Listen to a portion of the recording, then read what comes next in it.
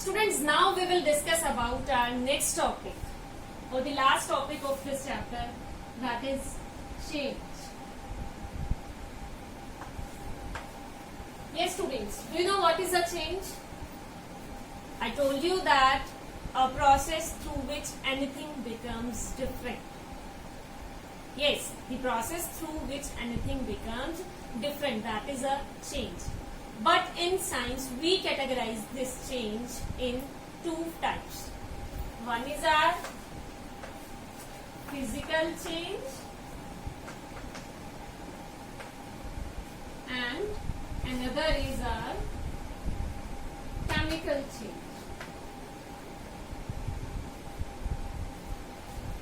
Okay? So what is a physical change?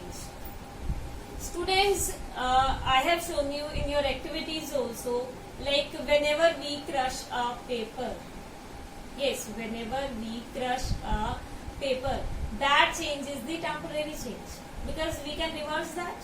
Yes, like when I will crush the paper, I can open that paper again. Let me show you. Like here I have a paper, and when I will crush this paper, this change is a temporary change. This change is a temporary change because I can reverse this. I can open the paper again. So student, this kind of change is our physical change. Okay? Yes, the change in which no new substance is formed. Like when I will crush this paper, no new substance is formed. This is the paper only. Here no new substance is formed, and this change is the temporary change, and we can reverse that. Okay? So this kind of change is our physical change. So what is a physical change? In which no new substance is formed. Okay, and this change is temporary. Okay, and this is reversible too. Okay, but students, physical change is not always reversible. Like if we talk about one example, when we cut an apple in two pieces, yes, no new substance is formed in that case. A change happened there, but no new substance is formed because that both the pieces are of apple. Okay, yes students, no new substance is formed in that case, but we cannot reverse that process. That is also a physical change. You just have to keep in mind one thing, that in case of physical change, no new substance is formed. And physical change is temporary change. That can be reversed, but not in all the cases. Okay, but now if we talk about our chemical change, like when we will burn a paper, in that case a new substance is formed, and that is ash. When we will burn a paper, a new substance is formed in that case. Ash is formed and smoke is also formed. Na? So that kind of change is our chemical change. And that is a permanent change. Okay? And we cannot reverse that. So that is our chemical change. So what is a chemical change? The change in which a new substance is formed. Okay, and this is our permanent change.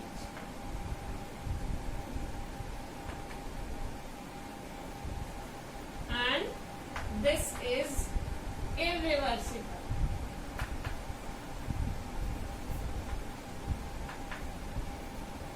Okay students, so let's discuss some more examples of our physical change and chemical change. Yes students, if we talk about our melting of ice, Can you tell me what kind of change is our melting of ice? when ice melts, what happens? Water is formed. But we can change that water again into ice.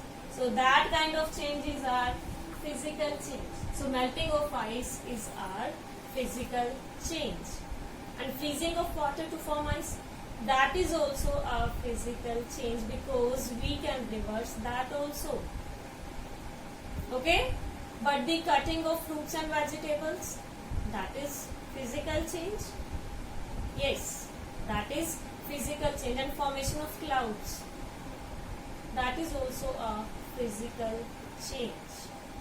But students, if we talk about the formation of curd, curd is formed from the milk. And we cannot convert the curd back into the milk, because in that case a new substance is formed. So that is an example of a chemical change. Okay, formation of curd is an example of a chemical change. Okay, and if we talk about our burning of candle, yes students, can you tell me, burning of candle is our physical change or chemical change? Here two processes are occurring. Which two processes? In our burning of candle, one process is the melting of wax, and another process is our burning of wax or burning of the thread. So here two processes are occurring, so both the changes are there. Burning of candle is our special case or is our special example where both the changes are occurring, physical change and chemical change. Like if we talk about our first process, melting of wax, students, we can collect that wax and we can change that again back into the candle. So that is a physical change. But if we talk about the burning of wax, we cannot reverse that process, because when wax or the thread is burnt, ash is formed and smoke is also formed. So that is a chemical change and we cannot reverse that change. So burning of candle is a special example. So students, this was all about our today's topic, solution, type of solutions and physical change and chemical change. Thank you and have a nice day.